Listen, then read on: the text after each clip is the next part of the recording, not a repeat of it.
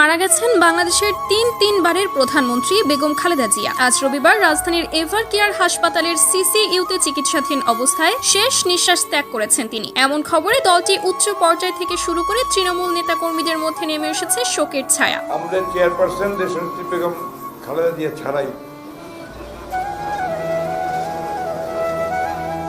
Sorry আপনারা একটু বন্ধ করেন।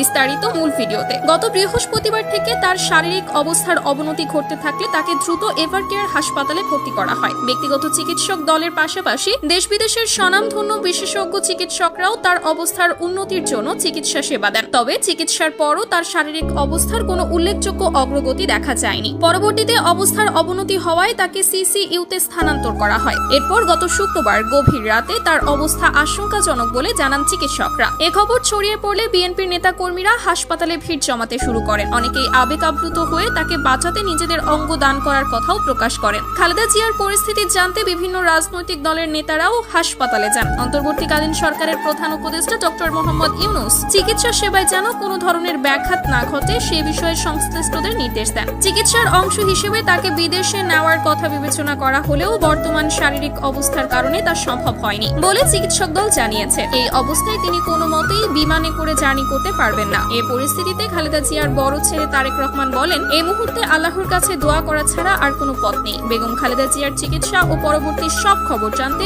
সর্বশেষ আপডেট পেতে আমাদের সঙ্গে থাকুন।